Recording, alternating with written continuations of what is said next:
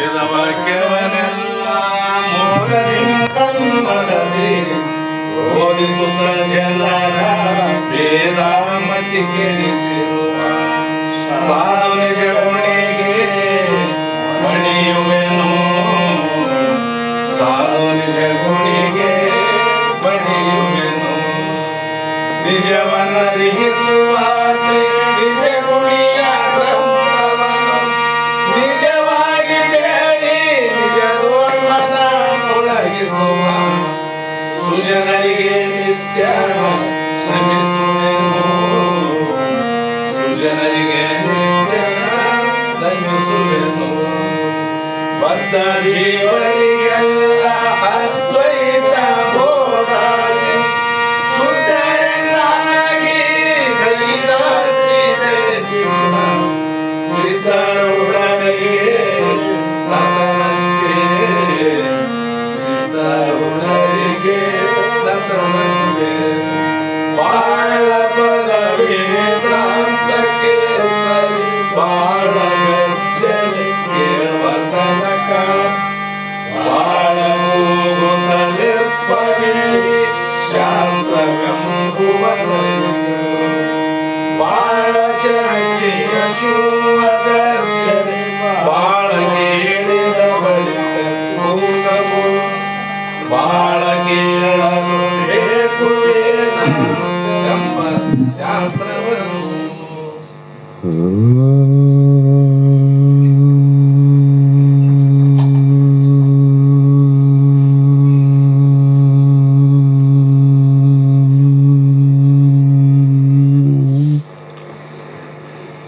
ಧ್ಯಾನಮೂಲಂ ಗುರುರ್ಮೂರ್ತಿ ಪೂಜಾಮೂಲಂ ಗುರುರ್ಪಾದಂ ಮಂತ್ರಮೂಲಂ ಗುರುರ್ವಾಕ್ಯಂ ಮುಕ್ತಿಮೂಲೋ ಗುರುಕೃಪಃ.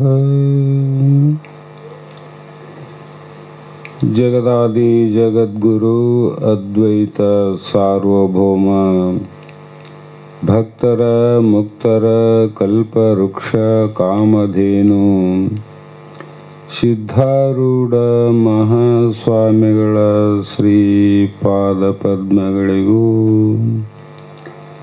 ಆರೂಢ ಜ್ಯೋತಿ ಶಿವಪುತ್ರ ಮಹಾಸ್ವಾಮಿಗಳ ಶ್ರೀಪಾದಗಳಿಗೂ, ಶ್ರೋತ್ರಿಯ ಬ್ರಹ್ಮನಿಷ್ಠ ಬ್ರಹ್ಮಲೀನ ನಿರಂತರ ಜ್ಞಾನದಾಸೋಹಿ ಸದ್ಗುರು ಬಸವಾನಂದರ ಚರಣ ಕಮಲಗಳಿಗೂ ಅನಂತ ದೀರ್ಘ ದಂಡ ಪ್ರಣಾಮಗಳನ್ನು ಸಮರ್ಪಿಸುತ್ತ ಸದ್ಗುರು ಸಿದ್ಧಲಿಂಗಪ್ಪ ತಾತ ಕಪಗಲ್ ಇವರನ್ನು ಮನದೋಳು ಧ್ಯಾನಿಸುತ್ತ ತಮ್ಮೆಲ್ಲರಿಗೂ ವಂದಿಸುತ್ತ ಈ ದಿನ ಶ್ರೀಮನ್ ನಿಜಗುಣ ಯೋಗಿಗಳು ರಚಿಸಿದಂಥ ಪರಮಾರ್ಥ ಗೀತೆ ಎನ್ನುವ ಗ್ರಂಥದ 10ನೇ ಗತಿಯ 3ನೆಯ ನುಡಿ ಇಂದಿನ ಆಧಾರದ ವಿಷಯಗಳಾಗಿದ್ದು,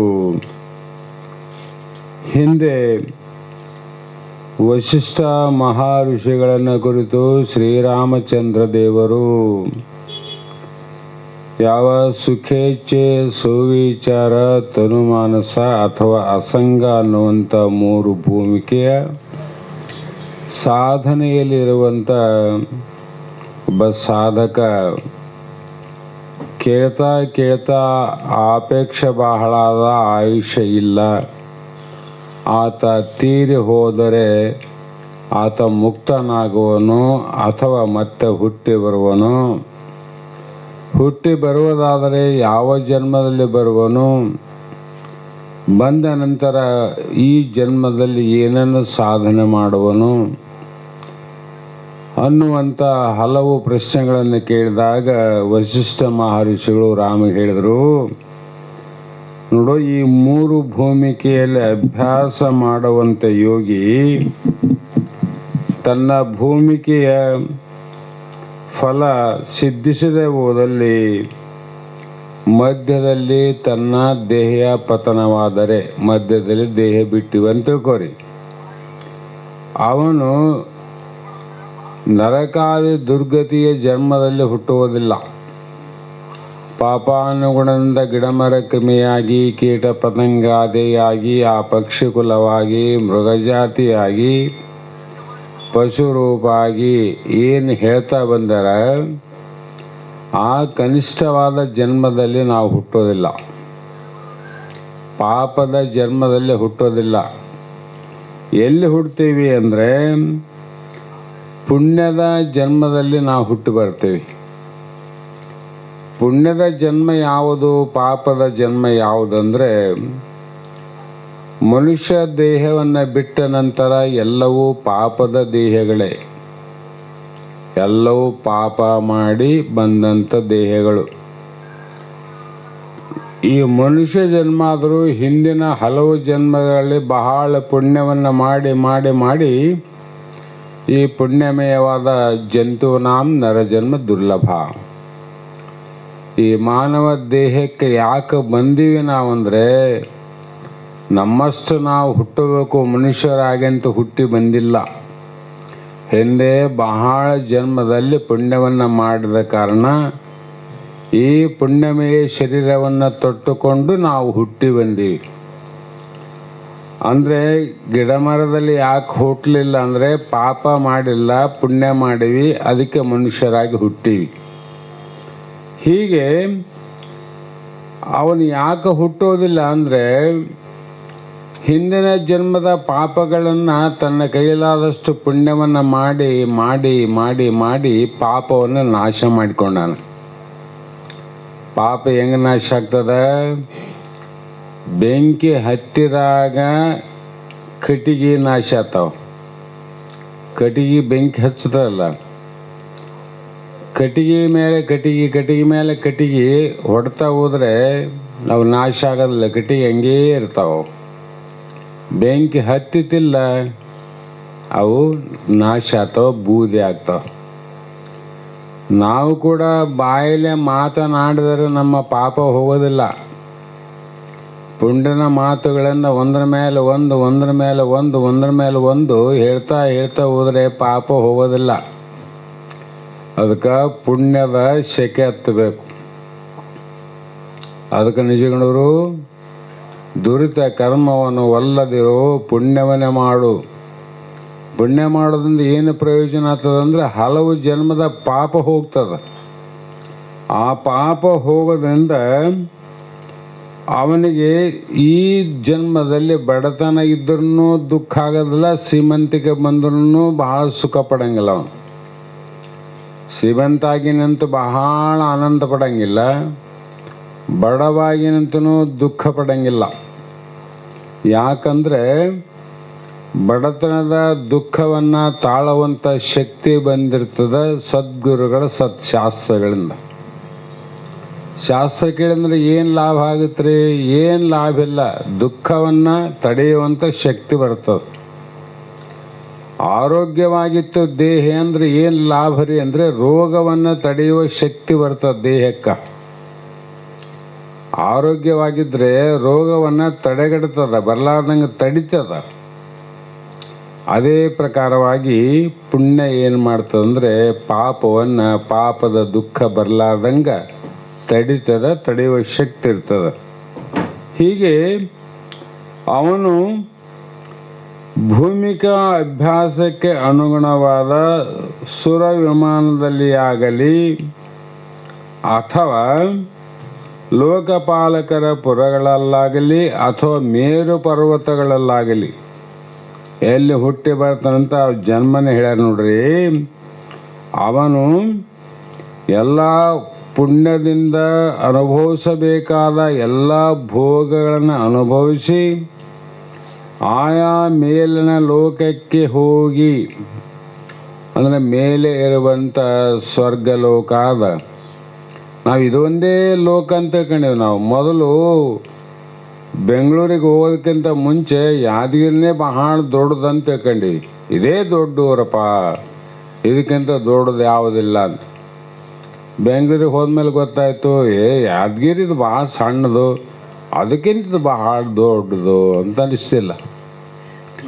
ಮತ್ತು ಇನ್ನೂ ಆ ಕಡೆ ಬಾಂಬೆ ಗಿಂಬೆ ಹೋದ್ರಿ ಬೆಂಗಳೂರಿಗಿಂತ 10 ಪಟ್ಟು ದೊಡ್ಡದಪ್ಪ. ಬೆಂಗಳೂರು ನೋಡಿದ ಮೇಲೆ ಬಾಂಬೆ ನೋಡಿದ ಮೇಲೆ ಬೆಂಗಳೂರು ನೋಡಿದಂಗೆ ಅಂತೀವಿ. ಅದ್ರಂಗೆ ಇಲ್ಲಿ ಲೋಕೇನದ ಸಾಮಾನ್ಯ ವಿಷಯಗಳಿವು. ರೊಟ್ಟಿ, ಖಾರ, ಚಟ್ನಿ, ಹುಳಿ, ಉಪ್ಪು ಇದರಿಂದ ಮಾಡಿದ ಅಡಿಗೆಯನ್ನು ಉಣ್ತೀವಿ ನಾವು. ಆದರೆ ಸ್ವರ್ಗ ಲೋಕದಲ್ಲಿ ಈ ಉಪ್ಪು, ಖಾರ, ಹುಳಿ, ಒಗರಿನಿಂದ ಮಾಡಿದ ಅಡಿಗೆಲ್ಲವು, ತುಪ್ಪ, ಬೆಣ್ಣೆಯಿಂದ ಮಾಡಿದ ಅಡಿಗೆ ಎಲ್ಲ ಅದು ಅಮೃತ ಪಾನ ಅಂತ ಬರೆದ. ಬರೇ ಅಮೃತದಿಂದ ತಯಾರಾದ ಅಡಿಗೆ ಅದು. ಅಲ್ಲಿ ಕಾಮಧೇನು, ಕಲ್ಪವೃಕ್ಷ, ಅಪ್ಸರಾಶ್ರೀ ಇಂತಿಂಥ ದೊಡ್ಡ ದೊಡ್ಡ ಭೋಗಗಳನ್ನು ಭೋಗಿಸಿ ಊರ್ಧ್ವ ಲೋಕಗಳಿಗೆ ಹೋಗಿ ಮತ್ತೆ ಅವನು ಕೆಳಗೆ ಬರೋದಿಲ್ಲ ನೋಡ್ರಿ. ಅಲ್ಲೇ ಭೋಗ ಮಾಡ್ತಾ ಮಾಡ್ತಾ ಮತ್ತೆ ಬ್ರಹ್ಮಲೋಕಕ್ಕೆ ಹೋಗ್ತದ ಜೀವ. ಅಲ್ಲಿಂದ ವಿಷ್ಣು ಲೋಕ, ಈಗ ವೈಕುಂಠ, ಈ ಥರ ಅಲ್ಲಿಂದ ಅಲ್ಲಿಗೆ ಹೋಗಿ ಹೋಗಿ ಕೊನೆಗೆ ಎಲ್ಲಿ ಮುಡ್ತದ ಅಂದರೆ ನದಿ ಹರಿದು ಹರಿದು ಹರಿದು ಸಮುದ್ರಕ್ಕೆ ಹೋದಂಗೆ ಈ ಭೋಗಗಳನ್ನ ಭೋಗಿಸಿ ಭೋಗಿಸಿ ಭೋಗಿಸಿ ತನ್ನ ಸ್ವರೂಪ ಸಾಕ್ಷಾತ್ಕಾರಕ್ಕೆ ಹೋಗುತ್ತಾನೆ ವಿನ ಮತ್ತೆ ಅವನು ಹುಟ್ಟಿ ದುಃಖವನ್ನು ಪಡೋದಿಲ್ಲ ಅಂತ ಅರ್ಥ. ಆಮೇಲೆ ಕೆಲವು ದಿವಸ ಆದ ಮೇಲೆ ಅವನೇನಾದರೂ ನಿಷ್ಕಾಮದಿಂದ ಹೋಗಿದ್ದಂದರೆ ಅಲ್ಲಿಂದ ಅಲ್ಲಿಗೆ ಮುಕ್ತಿ ಏನೈದವನು. ಇಲ್ಲಪ್ಪ ನಾನು ಯಾದಗಿರಿಗೆ ಹೋಗ್ತೀನಿ, ಯಾದಗಿರಿಯಿಂದ ಮುಂದೆ ಪುನಾಕ್ಕೆ ಹೋಗ್ತೀನಿ, ಪುನಾಕ್ಕೆ ಹೋಗಿ ವಾಪಸ್ ಆಗಿ ಬರಲಿ ಬೆಂಗಳೂರಿಗೆ ಹೋಗ್ಬಿಡ್ತೀನಿ, ಇಲ್ಲ ಬಾಂಬೆಗೆ ಹೋಗ್ತೀನಿ ಅಂತ ಹೆಂಗಂತಾನೆ. ಯಾಕಂದ್ರೆ ದಾರಿ ಸಮೀಪ ಅದಲ್ಲ, ಮತ್ತು ಇಲ್ಲಿ ಬಂದು ಅಲ್ಲಿಗೆ ಹೋಗೋದೇನದ. ಹಾಗಾಗಿ ಅಲ್ಲಿಂದಲ್ಲಿಗೆ ಮುಕ್ತಿ ನೈದವರು. ಇಲ್ಲ ಅಂದರೆ ಕೆಲವು ದಿವಸ ಕ್ಷೀಣೆ ಪುಣ್ಯ ಮರ್ತಲೋಕ ವಿಶಂತಿ. ನೀವು ಕೆಲವು ದಿನ ಬೆಂಗಳೂರಿಗಿದ್ದು ಬಂದ್ರಿ, ಇಲ್ಲಿ ಊರಿಗೆ ಬಂದಿರಲ್ಲ, ಅದ್ರಂಗೆ ಆ ಲೋಕಕ್ಕೆ ಹೋಗಿ ಮತ್ತೆ ವಾಪಸ್ ಬರೋದದ. ಈ ಭೂಲೋಕಕ್ಕೆ ಮತ್ತೆ ವಾಪಸ್ಸು ಬರುವನು ಯಾರು? ಸಾಧಕನಿಗೆ, ಸಾಧಿಸುವ ಶಿಷ್ಯನಿಗೆ ಹಿಡರೆ ವಿನ ಮನೆ ಕುಂತವ್ರಿಗೆ ಅಲ್ಲ ಅಂತಿದು. ಮತ್ತು ಇಲ್ಲಿ ಹುಟ್ಟಿದ್ರು ಕೂಡ ಹುಟ್ಟಲಿ, ಎಲ್ಲಿ ಹುಟ್ಟತಾನ, ಜಾಗ ಯಾವುದು, ಕುಲ ಯಾವುದು, ಗೋತ್ರ ಯಾವುದು ಅಂದರೆ ನೆಲೆಸಿದ ಶ್ರೀವಂತರ ಯೋಗಿಗಳ ಕುಲದೊಳು ಉದಿಸಿ ಮುನ್ನಿನ ಭೂಮಿಗಳ ಒಳಗಂತಳವಟ್ಟಿತ್ತು ಮತನಿತ ಗಳಿಲನೆ ಪಡೆವನು ಮೇಲೆ ತಿಗುಣಿತ ಕೂಡುತ್ತಂ ಸಜ್ಜನ ಗೋಷ್ಠಿಗಳ ಮಾಡುತ್ತಲ್ಲಿ ವಿಚಾರ ದಿಶೆಗಳ ಪಕ್ವಮಗಳೇ ಪೇಳುವರ್ಥಗಳನ್ನು ದಿಕ್ಕನೆ ತಿಳಿದು ರಹಸ್ಯಗಳನ್ನು ನುಡಿವಾಚಾರ್ಯನ ಪದಸಂಗತಿಯು ಬಿಡದ ಆಲೋಚಿಸಿ ನಿಸ್ಸಂಗತೆಯ ತಿಳಿದ ಸಾಮಾನ್ಯ ಅಸಂಗವನು ಬಳಿಕ ವಿಶೇಷ ಅಸಂಗವನ್ನು ಪಡೆಯುವನು. ಸಾಮಾನ್ಯ ಮತ್ತು ವಿಶೇಷದಲ್ಲಿ ಮೊದಲು ಇದ್ದಂಥ ಏನು ನೆಲೆಸಿದ ಶ್ರೀವಂತರ ಯೋಗಿಗಳ ಕುಲದೊಳು ಉದಿಸಿ, ಅವನು ಹುಟ್ಟಿದ ಮೇಲೆ ಗಳಿಸಿದವರ ಮನೆಯಲ್ಲಿ ಹುಟ್ಟಂಗಿಲ್ಲ. ಅವನು ಕೆಲವು ಬಡವರಾಗಿ ಹುಟ್ಟಿರ್ತಾರೆ, ಆಮೇಲೆ ಶ್ರೀಮಂತರಾಗ್ತಾರೆ. ಜಗತ್ತಿನ ಒಂದು ಭಾಗ. ಕೆಲವು ಮಂದಿ ಶ್ರೀಮಂತರು ಆಗಿರ್ತಾರೆ, ಹುಟ್ಟಿದ ಮಂತ್ರ ಬಡತನ ಬರ್ತದೆ ಆ ಮನೆಗೆ. ಒಬ್ಬ ಪಾರಮಾರ್ಥದ ಒಬ್ಬ ವಿಚಾರವಂತನು ನೆಲೆಸಿದ ಶ್ರೀವಂತರ ಯೋಗಿಗಳ, ಶ್ರೀವಂತರು ಅಂದರೆ ಮೊದಲಿಗೆ ತಯಾರಿದ್ದವರಂತ. ಯಾರ ಮನೆಯಲ್ಲಿ ಶ್ರೀಮಂತಿಕೆ ಅದ, ಯಾವ ಮನೆಯಲ್ಲಿ ನೀತಿ ಅದ, ಯಾವ ಮನೆಯಲ್ಲಿ ಧರ್ಮ ಅದ, ಯಾವ ಮನೆಯಲ್ಲಿ ದಾನ ಅದ, ಅಂಥ ಮೊದಲು ಇದ್ದಂಥ ಐಶ್ವರ್ಯವಂತರ ಅಂದರು. ಶ್ರೀಮಂತರ ಯೋಗವುಳ್ಳವರ ಕುಲದಲ್ಲಿ ಉದಿಸಿ ಅವನಲ್ಲೇ ಹುಡ್ತಾನೆ ನೋಡ್ರಿ, ಬೇರೆ ಕಡೆ ಎಲ್ಲೇ ಹುಟ್ಟಂಗಿಲ್ಲ. ಹಾಗಾಗಿ ಮುನ್ನಿನ ಅಂದರೆ ಮೊದಲಿನ ಭೂಮಿಕೆಯನ್ನು ಜನ್ಮಾಂತರದಲ್ಲಿ ಎನಿತು ಅಳವಟ್ಟಿತ್ತು, ಎಷ್ಟು ನನಗೆ ಪ್ರಾಪ್ತಿ ಆಗಿತ್ತು ಅಷ್ಟನ್ನು ಬೇಗನೆ ಪಡೆವನಂದರು. ನಾವು ಬಡತನ ಬಂದಾಗ ವಿಚಾರ ಮಾಡ್ತೀವಿ, ದೇವರಲ್ಲಿಗೆ ಹೋಗಲಿ, ಗುರುಗಳಲ್ಲಿ ಹೋಗಲಿ, ಮಹಾತ್ಮರಲ್ಲಿ ಹೋದಾಗ ನಮಗೆ ಬಡತನ ದೂರವಾಗಲಿ, ಶ್ರೀಮಂತಿಗೆ ಬರಲಿ, ಅನಿಷ್ಟತೆ ಹೋಗಲಾಡಲಿ, ಶ್ರೇಷ್ಠತೆ ಬರಲಿ, ನಮ್ಮ ಮಕ್ಕಳು ಮರಗಳು ಎಲ್ಲರೂ ಕೂಡ ಆಯುಷ್ಯವಂತರಾಗಿ ಆರೋಗ್ಯವಂತರಾಗಿ ಬದುಕಲಿ ಅಂತ ನಾವು ಬೇಡ್ತೇವಲ್ಲ. ಇಷ್ಟೆಲ್ಲ ಯಾವ ದೇವರನ್ನ ನೀವು ಬೇಡೋದ ಅವಶ್ಯಕತೆ ಇಲ್ಲ. ಯಾಕಿಲ್ಲ ಅಂದರೆ ಮೊದಲೇ ಹಿಂದಿನ ಭೂಮಿಕೆ ನೀನು ಮಾಡಿದ್ದ ಸಾಧನೆ ಅಂದರೆ ನೀನು ಮತ್ತೆ ಹುಟ್ಟಿ ಬರೋದ್ರೊಳಗಾಗಿ ಎಲ್ಲವೂ ತಯಾರಿರ್ತಾವೆ, ಎಲ್ಲ ತಯಾರು. ನಾವು ಬಡತನದಲ್ಲಿ ಹುಟ್ಟಿವಿ ಅಂತ ಇಟ್ಕೋರಿ, ಶ್ರೀಮಂತರ ಮನೆಯಲ್ಲಿ ಹುಟ್ಟುತ್ತಾವಲ್ಲ ಕೂಸು, ಸೊಸೆ ಹೊಟ್ಲಾಗಲಿ ಮಗಳ ಹೊಟ್ಲಾಗಲಿ, ಅಲ್ಲಿ ಆ ಹುಟ್ಟಿದ ಕೂಸಿಗೆ ಏನಾನ ಕಡಿಮೆ ಆದೇನು, ಮತ್ತು ತಾನು ಏನಾನ ಬೇಕು ಅಂತ ಏನಾನ ಮಾಡಿಟ್ಟದೇನು, ಆ ಮನೆಯಲ್ಲಿ ತಾನು ಮಾಡಿಟ್ಟು ಹೋಗಿ ಆಮೇಲೆ ಬಂದು ಹುಟ್ಟಿಲ್ಲ, ಅದು ಹುಟ್ಟುವಂಗೆ ಹುಟ್ಟಿತು. ಆ ಒಂದು ಶ್ರೀಮಂತರ ರಾಜರ ಮನೆಯಲ್ಲಿ ಯಾಕೆ ಹುಟ್ಟಿತು, ದರಿದ್ರ ಮನೆಯಲ್ಲಿ ಹುಟ್ಟಬೇಕಾಗಿತ್ತಲ್ಲ.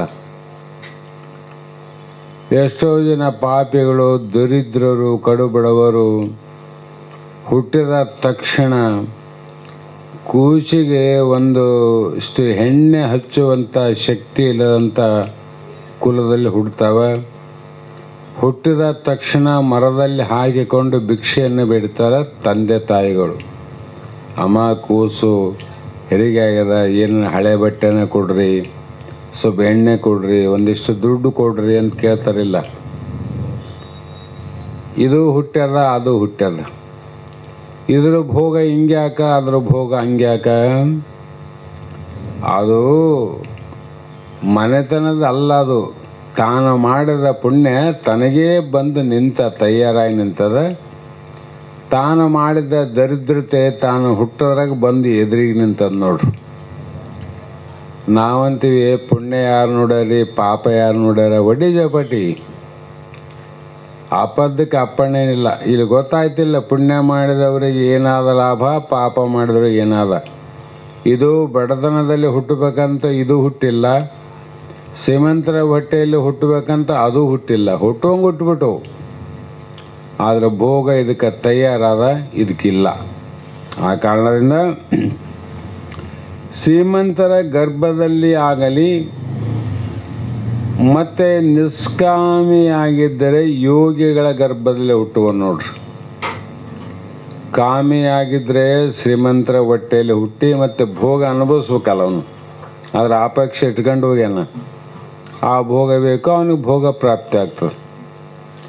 ಆದರೆ ಯೋಗಿಗಳ ಗರ್ಭದಲ್ಲಿ ಹುಟ್ಟಿದರೆ ಅಲ್ಲಿ ಏನಾದ, ಯೋಗಿಗಳಲ್ಲಿ ಜ್ಞಾನಿಗಳ ಹೊಟ್ಟೆಯಲ್ಲಿ ಅಂತ ಅರ್ಥ ಮಾಡಬೇಕು. ಯೋಗಿ ಅಂದರೆ ಜ್ಞಾನಿ. ಅಲ್ಲಿ ಎರಡಾವ, ಜ್ಞಾನನೂ ಆದ, ಭೋಗನೂ ಆದ ನೋಡ್ರಿ. ಪುಣ್ಯದ್ದು ಭೋಗನೂ ಆದ, ನಿಷ್ಕಾಮ್ಯದ ಜ್ಞಾನದ ಫಲನೂ ಆದ. ಎರಡು ಫಲದಿಂದ ಉಕ್ತ ಕುಲದಲ್ಲಿ ಜನಿಸಿದ ನಂತರ ಜನ್ಮಾಂತರ ಯೋಗ ವಾಸನೆಯಿಂದ ಕೂಡಿದ ಸಂಸ್ಕಾರ ನೋಡ್ರಿ.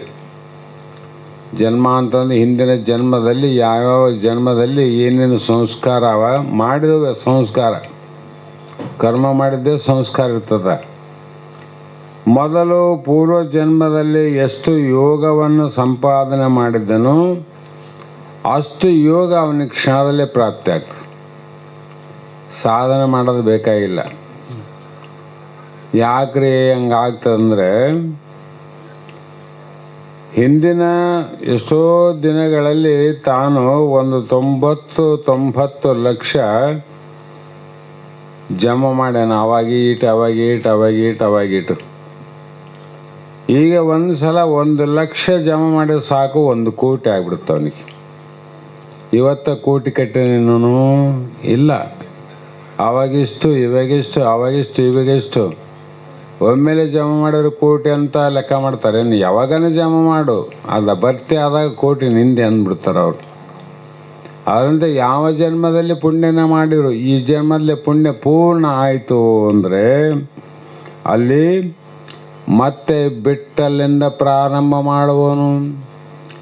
ಹಿಂದಿನ ಜನ್ಮದಲ್ಲಿ ಎಲ್ಲಿ ಬಿಟ್ಟಿದ್ದ ಆಯುಷ್ಯ ಮುಗಿದು ಸತ್ತು ಹೋದ್ನಲ್ಲ, ಅಲ್ಲಿಂದನೇ ಮತ್ತೆ ಪ್ರಾರಂಭ ಮಾಡಿ ಅವನು ಮತ್ತೆ ನೇರವಾಗಿ ಯಾರ ಸಂಘವನ್ನು ಮಾಡ್ತಾನ ಅಂತ ಹೇಳಿದ್ರೆ ಮಹಾತ್ಮರೇ ಬರೀತಾರ,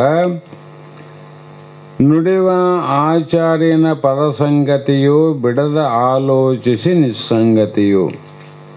ಸದಾಕಾಲ ಆ ವ್ಯಕ್ತಿ ಸಾಧುಗಳ ಸಹವಾಸ, ಸತ್ಪುರುಷರ ಸಹವಾಸ, ಸಂತರ ಸಹವಾಸ, ಶಾಸ್ತ್ರದ ಸಹವಾಸ, ಪುಣ್ಯದ ಸಹವಾಸ, ಧರ್ಮದ ಸಂಘವನ್ನು ಮಾಡಿ ಆ ಮಹಾತ್ಮರಿಂದ ಏನು ಪಡ್ಕೊಂತಾನಂದರೆ, ಆ ಮಹಾತ್ಮರು ಮಾಡುವಂಥ ಮಂತ್ರ ಉಪದೇಶದ ಮರ್ಮದಿಂದ.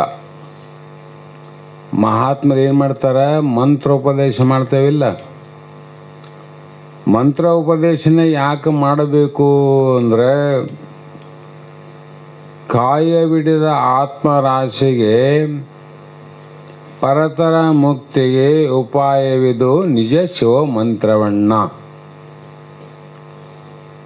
ಏನು ಉಪಾಯ ಅಂದ್ರವರು? ನಿಜ ಬರೇ ಮಂತ್ರ ಅಂದಿಲ್ಲ, ನಿಜ ಶಿವ ಮಂತ್ರ ಅಂದರು. ಇಲ್ಲಿ ಬಹಳ ಮಂತ್ರಗಳಾವ. ಗಾಯತ್ರಿ ಮಂತ್ರದಿಂದ ಪ್ರಾರಂಭ ಮಾಡಿ ಅನಂತ ಮಂತ್ರಗಳಿದ್ದರೂ ಕೂಡ ನಿಜ ಶಿವ ಮಂತ್ರ ಅಂದರು. ಉಳಿದ ಮಂತ್ರಗಳು ಕೆಲವು ಸುಳ್ಳಾವಂತ ಅರ್ಥ ಆಯ್ತಿಲ್ಲ. ಈ 1-2-3 ಹೊಂಟಿದ್ರು. ಈ ಅಮ್ಮ ಯಾರಂತ ಕೇಳಿದ್ರೆ ಈಕೆ ನನ್ನ ಹೆಣ್ತಿ ಬಂದ. ಇವರಿಬ್ಬರು ಅಲ್ಲ ಅಂತ ಹೇಳಿದಂಗೆ ಆಯ್ತಲ್ಲ, ಬಾಯಲ್ಲಿ ಹೇಳ್ಬೇಕನ್ನು. ಈಕೆನೇ ನನ್ನ ಹೆಣ್ತಿ ಅಂದರೆ ಇವ್ರು ಅಲ್ಲ ಅಂತ ಅರ್ಥ ಆಯ್ತಲ್ಲ. ಮತ್ತು ಇಲ್ಲಿ ನಿಜ ಶಿವ ಮಂತ್ರ ಅಣ್ಣ ಅಂತ ಹೇಳಿದಾಗ ಉಳಿದ ಮಂತ್ರಗಳು ಅಲ್ಲ ಅಂತ ಅರ್ಥ ಆಯ್ತಲ್ಲ. ಪರತರ ಮುಕ್ತಿದೋರು ಅಂದರು. ನಿನಗೆ ಇಹ ಬೇರೆ ಪರ ಬೇರೆ, ಪರಲೋಕದಲ್ಲೇ ಇರುವಂಥ, ಪರಲೋಕಕ್ಕೆ ಹೋಗಿ ನಿನ್ನ ಆನಂದವನ್ನು, ನೀನು ಸುಖವನ್ನು ಪಡಿಬೇಕಾಗಿತ್ತಂದರೆ ಅದು ನಿಜ ಶಿವ ಮಂತ್ರವೇ ಬೇಕಂದು. ಅದ್ಯಾವುದು ಅಂದರೆ ಬಹಳ ಎಲ್ಲರೂ ಕೇಳಿದ್ದಾರ. ಮಂತ್ರೋಪದೇಶ ಇದ್ದವರಿದ್ದರಿ ನಮ ಶಿವಾಯ ಅಂತನೂ ಆದ, ಓಂ ನಮ ಶಿವಾಯ ಅಂತಾದ, ಶಿವಾಯ ನಮಃ ಅಂತಾದ. ಆ ಮಂತ್ರ ಏನು ಹೇಳಿಕೊಡ್ತದ ಅರ್ಥ ಅಂದರೆ, ನಾನು ಶಿವನು ಇದ್ದೇನೆ, ನಮ ಶಿವಾಯ. ನಾನು ಯಾರೇನಿ? ಶಿವನ ಸ್ವರೂಪನೇ ಇದ್ದೇನೆ. ಹಾಗಾಗಿ ಆ ಮಂತ್ರವನ್ನು ಉಪದೇಶ ಮಾಡಿದಾಗ ಮಂತ್ರದ ಅರ್ಥವನ್ನು ವಿಚಾರ ಮಾಡ್ತಾನೆ ಶಾಸ್ತ್ರಗಳಲ್ಲಿ. ಗುರುವೇ, ಮಂತ್ರ ಉಪದೇಶ ಮಾಡಿದ್ರಿ, ಇದರ ಅರ್ಥ ಏನು ನೋಡು. ಪರಮಾತ್ಮನಿಗೆ 5 ಮುಖಗಳುಂಟು. ಈಶಾನ್ಯ, ಸತ್ಪುರುಷ, ವಾಮದೇವ, ಅಘೋರ, ಈಶಾನ್ಯ ಅಂತ 5 ಮುಖಗಳು. 5 ಮುಖಗಳಲ್ಲಿ 5 ಬೀಜ ಅಕ್ಷರಗಳು ಹುಟ್ಟಿರುವಂತ. ನಮ ಶಿವಾಯ. ಒಂದು ಮುಖದಿಂದ ನ ಹುಟ್ಟಿತು, ಒಂದು ಮುಖದಿಂದ ಮ ಹುಟ್ಟಿತು, ಒಂದು ಮುಖದಿಂದ ಸಿ, ಇನ್ನೊಂದು ಮುಖದಿಂದ ವ, ಮತ್ತೊಂದು ಮುಖದಿಂದ ಯ. ಇವು 5 ಮುಖದಲ್ಲಿ ಏನು ಅರ್ಥ ಕೊಡ್ತಾವ? ನದಿಂದ ಭೂಮಿ ಹಿಡಿತು, ಮದಿಂದ ನೀರು ಹಿಡಿತು, ಶೀದಿಂದ ಶಿಖಿ ಹಿಡಿತು, ವಾದಿಂದ ವಾಯು ಹಿಡಿತು, ಮದಿಂದ ಆಕಾಶ ಹುಟ್ಟಿತು. ಈ ಆಕಾಶ ತತ್ವಗಳಿಂದನೇ ಈ ಜಗತ್ತು ಉತ್ಪತ್ತಿ ಆಯಿತು ಅಂತ ಪ್ರಾರಂಭ ಮಾಡೋದು ಗುರುಗಳು. ಈ ಕಡೆ ಮಂತ್ರ ಕೇಳಿ ಈ ಕಡೆ ಬಿಟ್ರೆ ಏನು ಅರ್ಥ ಆಗ್ತದೆ? ಅರ್ಥ ಆಗ್ತದ? ಅಂಥ ಒಂದು ವಿಚಾರವನ್ನು ಶಾಸ್ತ್ರಗಳಲ್ಲಿ ಹೇಳ್ತದ. ವಿಚಾರ ಮಾಡಿ ಅದರ ತಾತ್ಪರ್ಯವನ್ನು ತಿಳಿಬೇಕು. ನಾವು ಮಂತ್ರದ ಅರ್ಥವನ್ನು ತಿಳಿಬೇಕಂದ್ರೆ ಮಂತ್ರದ ಅರ್ಥ ತಿಳಿಬೇಕು. ನಾವು ಬಹಳ ಮಂದಿಗೆ ಗುರುಗಳು ಮಂತ್ರೋಪದೇಶವನ್ನು ಮಾಡ್ಯಾರ. ಮಂತ್ರದ ನಿಜವಾದ ಅರ್ಥವನ್ನು ಹೇಳ್ತಕ್ಕಂಥವ್ರು ಎಷ್ಟು ಮಂದಿ ಗುರುಗಳಾರ? ಎಷ್ಟು ಮಂದಿ ಸಿಗ್ತಾರೆ? ಅದು ಶಾಸ್ತ್ರದಾಗ ಆದಂತ ಅವ್ರು ಹೇಳ್ತಾರೆ. ಶಾಸ್ತ್ರ ಹೇಳೋ ಗುರುಗಳೇ ಇಲ್ಲೀಗ. ಶಾಸ್ತ್ರ ಹೇಳತಕ್ಕಂಥ ಗುರುಗಳೇ ಭಾಳ ಕಡಿಮೆ ಆಗ್ಯದ. ಇಲ್ಲಾಂದ್ರೆ ಏನು ಜಗತ್ನಾಗ ಇಲ್ಲ ಅಂತ ಅರ್ಥ ಅಲ್ಲ, ಬಹಳ ಕಡಿಮೆ. ಎಲ್ಲೋ ಒಂದು ಕಡೆ ಅವರು ಪುಣ್ಯ ಇತ್ತಂದ್ರೆ ಕೇಳಿಕೊಂಡು ಮತ್ತೆ ಸದಾಕಾಲ ಸದ್ಗುರುವಿನ ಆಶ್ರಯ ಪಡಿತಾನ ಅವನು. ಯಾರ ಆಶ್ರಯ? ಸದ್ಗುರುಗಳ ಆಶ್ರಯ. ಗುರುಗಳ ಆಶ್ರಯ ಅಂತ ಬರೋದಿಲ್ಲ. ಸದ್ಗುರುಗಳು ಬೇರೆ, ಗುರುಗಳು ಬೇರೆ. ಸದ್ಗುರುಗಳು ಅಂದರೆ ತಮ್ಮ ಸ್ವರೂಪ ಸಾಕ್ಷಾತ್ಕಾರವನ್ನು ಮಾಡಿಕೊಂಡು ಜಗತ್ತು, ಶಿವ, ಜೀವ ಇವು ಮೂರು ತ್ರಿಪುಟಗಳೇನ ಅವೆಲ್ಲವೂ ನನ್ನ ಸ್ವರೂಪವೇ ಜಗತ್ತಾದ, ನನ್ನ ಸ್ವರೂಪವೇ ಜೀವ್ಯಾನ, ನನ್ನ ಸ್ವರೂಪನೇ ಈಶ್ವರನಾನ, ಅವರೇ ನಾನು, ನಾನೇ ಅವರು ಅನ್ನುವಂಥ ಅಭೇದ ಜ್ಞಾನದ ಇರ್ತಾನೆ. ಸಾಕ್ಷಾತ್ ಪರಬ್ರಹ್ಮ ನಾನು ಅಂತ ತಿಳ್ಕೊಂಡು ತನ್ನ ದೇಹವನ್ನು ಮರೆತಿರ್ತಾನ. ಅವನು ಏನು ಮರಿಬೇಕಿಲ್ಲಿ? ದೇಹವನ್ನು ಮರಿಬೇಕು. ಮರೆಯೋದಂದ್ರೆ ಏನು? ಎಲ್ಲೇನ ಬಂಗಾರ ಮರ್ತಂಗ, ಬಟ್ಟೆ ಮರ್ತಂಗ, ರೊಕ್ಕ ಮರ್ತಂಗಲ್ಲ. ಹಂಗೆ ಮರಿಲಿಕ್ಕೆ ಬರ್ತದೇನಿದು? ಹಂಗ ಬಿಟ್ಟು ಹೋಗಿ ಬರಂಗಿಲ್ಲ. ಶಾಸ್ತ್ರ ಕೇಳಿ ಇಲ್ಲೇ ಮಠದಾಗ ಬಿಟ್ಟು ಹೋಗ್ತಿದ್ರು ಎಲ್ಲರೂ. ಬರೇ ದೇಹ ಉಳ್ಕೊಂತಿದ್ದು. ಹಂಗ ಬಿಟ್ಟು ಹೋಗಿ ಬರಂಗಿಲ್ಲ. ಏನು ಬಿಡೋದಂದ್ರೆ ಈ ಪಂಚಮಹಾಭೂತದ ಶರೀರ ನಾನು ಅಲ್ಲ ಅನ್ನುವ ಭಾವವನ್ನು ಬಿಡೋದು, ಅದಷ್ಟೇ ಬಿಡೋದು. ಅದರಿಂದ ನಮ್ಮ ದುಃಖ ಆದದ್ದು. ದೇಹ ನಾನು ಅನ್ನೋದಕ್ಕಾಗಿ ಇವೆಲ್ಲ ದುಃಖ ಬಂದವ. ನಾ ಉಡುತ್ತೇನೆ, ನಾ ಸಾಯ್ತೇನೆ, ನಾ ವಿಕಾರ ಆಗ್ತೇನೆ ಅಂತ ದೇಹ ನಾನು ಅಂದದಕ್ಕಲ್ಲ. ದೇಹ ನಾನು ಅಲ್ಲಂತ ಸದ್ಗುರು ಸಚ್ಚಾಸ್ತ್ರದಿಂದ ತಿಳ್ಕೊಂಡು ಉಕ್ತ ಸಾಮಾನ್ಯ ಅಸಂಗವನ್ನು ಪಡಿತಾನೆ ಅವನು. ಸಾಮಾನ್ಯ ಅಸಂಗ ಅಂದ್ರೇನು? ದೇಹಕ್ಕಿಂತ ನಾನು ಬೇರೆ ಇದ್ದೇನೆ. ಉಣ್ಣುವವನು ನಾನಲ್ಲ, ಉಪವಾಸ ಇರೋವನು ನಾನಲ್ಲ, ಎಚ್ಚರ ಆಗುವವನು ನಾನಲ್ಲ, ಮಲಗುವವನು ನಾನಲ್ಲ. ಕನಸು, ನಿದ್ರೆ, ಎಚ್ಚರಗಳು ನನಗೆ ಒಂದಿಲ್ಲ. ನಾನು ಜಾಗ್ರತ್, ಸ್ವಪ್ನ, ಸುಸುಪ್ತಿ ಮೂರು ದೇಹವನ್ನು, ಮೂರು ದೇಹದ ಧರ್ಮ ಕರ್ಮಗಳನ್ನು ತಿಳಿಯುವಂಥ ಸಾಕ್ಷಿ ನಾನಿದ್ದೇನಂತ ತಿಳ್ಕೊಂಡಾಗ ಅವನಿಗೆ ಯಾವುದೇ ಅಭಾವಿಲ್ಲ. ಅನ್ನ ನೀರಿಂದು ಅವನಿಗೆ ಯಾವುದೂ ಇಲ್ಲ. ಜನನ ಮರಣ ಬಾಧೆ ಇಲ್ಲ. ಜನನ ಮರಣ ಯಾರಿಗೆ ಅಂದರೆ ದೇಹಕ್ಕೆ ಜನನ ಮರಣ ಹೇಳಬೇಕಾಗ್ಯದ. ಹುಟ್ಟಿದ್ದು ದೇಹನೋ ಜೀವನೋ? ದೇಹ ಹುಟ್ಟೋದಿಲ್ಲ. ಹುಟ್ಟಿದ್ದು ದೇಹ ಅಂದಮೇಲೆ ಹುಟ್ಟಿದ ದೇಹನೇ ಸಾಯ್ಬೇಕಲ್ಲ. ಹುಟ್ಟಿದವನು ಸಾಯ್ತಾನೆ, ಹುಟ್ಟಲಾರ್ದವನು ಸಾಯ್ತಾನೆ. ಹುಟ್ಟಿದವನು ಸಾಯ್ಬೇಕು. ಬಿತ್ತರಿ ಬಿತ್ತರಿ ಬಿತ್ತರಿ ಅಂದ್ರೆ ಏನು ಅರ್ಥ? ಕಟ್ಟ್ಯಾರ ಅದು ಬಿದ್ದಿರ್ತದಂತ. ಕಟ್ಟದ ಹೆಂಗೆ ಬೀಳ್ತದ ಅಂದ್ರೆ ಈಗ ಅರ್ಥ ಆಯ್ತು. ಜೀವ ಅಂತೂ ಹುಟ್ಟಿಲ್ಲಲ್ಲ, ದೇಹ ಹುಟ್ಟ್ಯಾರ ಅಂತ. ಜೀವ ಸಾಯೋದಿಲ್ಲ, ದೇಹ ಸಾಯ್ತದ. ದೇಹ ಸಾಯೋದು ಪಕ್ಕ, ಜೀವ ಸಾಯೋದಿಲ್ಲ. ಹಾಗಾಗಿ ಹುಟ್ಟು ಸಾವು ದೇಹಕ್ಕೆ ಸಂಬಂಧ, ಅನ್ನ ನೀರು ಪ್ರಾಣಕ್ಕೆ ಸಂಬಂಧ. ಒಳಗೆ ಪ್ರಾಣ ಅದಲ್ಲ. ಪ್ರಾಣಕ್ಕೆ ಸಂಬಂಧ ರೀ, ಮತ್ತೆ ಜೀವನಿಗೆ ಸಂಬಂಧ ಇಲ್ಲ ಅಂತ ಹೆಂಗೆ ಹೇಳ್ತೀರಿ ಅಂದರೆ, ದೇಹಕ್ಕೆ ಅನ್ನ ನೀರು ಬೇಕಾಗಿಲ್ಲ, ಅನ್ನ ನೀರು ದೇಹಕ್ಕೆ ಬೇಕಾಗಿಲ್ಲ, ಅನ್ನ ನೀರು ಪ್ರಾಣಕ್ಕೆ ಬೇಕು. ಅನುಭವ ಏನ್ರಿ? ಪಕ್ಕದ ಮನೆಯಲ್ಲಿ ಊರಾಗ ಯಾರಾದರೂ ಸತ್ತಂತ ಹೆಣದ ಮುಂದೆ ಹೋಗಿ ಬಾಯಲ್ಲಿ ಚಲೋ ರುಚಿ ರುಚಿಯಾದ ಬುತ್ತಿ ತಂದಿನಿ ಮಾವೋಸ ಒಂದು ತುತ್ತು ಉಣ ಅಂದ್ರೆ ಉಣ್ತಾನೆ ಅವನು. ಚಲೋ ನೀರು ತಂದಿನಿ, ಸಲುವಾಗಿ ಶರಬತ್ ತಂದಿನಿ, ಒಂಚೂರು ಕುಡಿ ಅಂದ್ರೆ ಕುಡಿತದ ಅದು. ಮೊದಲು ಕುಡಿತಿದ್ನಿಲ್ಲ, ಮೊದಲು ಸ್ವಲ್ಪ ತಿಂತಿದ್ನಿಲ್ಲ.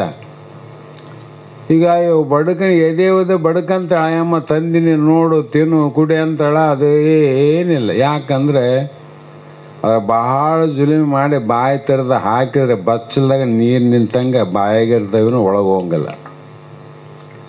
ಬಾಯಿಗೆ ಓದ್ತದ, ಒಳಗೆ ಓದ್ತದ ಅನ್ನ, ನೀರು ಓದ್ತಾವ, ಅನ್ನ ಓದ್ತದ. ಅದೇ ಬಾಯಲ್ಲಿ ಓದ್ತಿದ್ವಿ, ಈ ಯಾಕೆ ಆ ಬಾಯಿಗೆ ಹೋಗೋಲ್ವು? ಮೊದಲು ಹೋಗೋದು ಅದೇ ಬಾಯಿ ಅಲ್ಲ, ಅದೇ ಬಾಯಿಯಲ್ಲಿ ಇವತ್ತು ಹೋಗೋದಿಲ್ಲ. ಕಾರಣ ಅಂದರೆ ಒಳಗೆ ಜಗ್ಗುವ ಯಜಮಾನಿಲ್ಲ, ಪ್ರಾಣ ಜಗ್ತಿತ್ತು, ಬಾಯಿಗಿಟ್ಟಗಡೆ ಜಗ್ತಿತ್ತದ, ಅದೇ ಹೋಗ್ಯದ. ಉಣ್ಣವನೇ ಹೋದ್ಮೇಲೆ ಅದನ್ನ ತಿಂಬೋರು ಯಾರು? ಅಂದ್ರೆ ಏನಾಯ್ತು ಅರ್ಥ? ಪ್ರಾಣಕ್ಕೆ ಅನ್ನ ನೀರು ಪ್ರಾಣಕ್ಕೆ ಅವಶ್ಯಕತೆ ಅದ, ದೇಹಕ್ಕಲ್ಲ. ಸುಮ್ಮನೆ ಹೆಸರಿಗೆ ದೇಹಕ್ಕಂತ ಅನ್ನಿಸ್ತೀವಿ ನಾವು, ದೇಹಕ್ಕಲ್ಲ ಅದು. ಕಾರಣ ಅಂದರೆ ಇನ್ನೂ ವಿಚಾರ ಮಾಡಿ ನೋಡ್ರಿ, ಹಿಂದಿನ ಕಾಲದಲ್ಲಿ ತಪಸ್ವಿಗಳು, ಯೋಗಿಗಳು ಯೋಗ ಸಂದರ್ಭದಲ್ಲಿ 10, 11, 12 ವರ್ಷ ಊಟ ಮಾಡಲಾರ್ದ ತಪಸ್ಸು ಮಾಡ್ಯಾರ. ಅನ್ನ ಇಲ್ಲ, ನೀರಿಲ್ಲ. ಇದು ಒಂದು ಉದಾಹರಣೆ. ಬದುಕಿದಾಗ ಸುದ್ದಿ ಆಯ್ತು, ನೀವು ಸತ್ತಾಗ್ಬಿಡಪ್ಪ. ಇದು ಬದುಕಿದಾಗ ಅನ್ನ ನೀರು ಇಲ್ಲದ ತಪಸ್ಸು ಮಾಡಿದ್ರೆ ಈ ದೇಹ ಬದುಕೋದಿಲ್ಲ, ದೇಹ ಆದಿಲ್ಲ, ಅವ್ರದ್ದು ಸತ್ತೋಗ್ಯದ. ನೀನು ಅಂದ್ರೇನು? ಅನ್ನ ನೀರಿನಿಂದ ಬದುಕೋದಲ್ಲ ದೇಹ, ಸ್ಥೂಲ ದೇಹ. ಅದೇ ಕಾರಣ ಅಂತ ಅರ್ಥ ಅಲ್ಲ, ಪ್ರಾಣಕ್ಕೆ ಕಾರಣ ಅದು. ಹಾಗಾಗಿ ಅದೇನು ಮಾಡ್ತದಂದರೆ, ಮರದ ಮೇಲೆ ಒಂದು ಚಿಪ್ಪು ಬೆಳೆದಂಗೆ ಬೆಳೀತದೆ ಅಷ್ಟೇ ದೇಹ.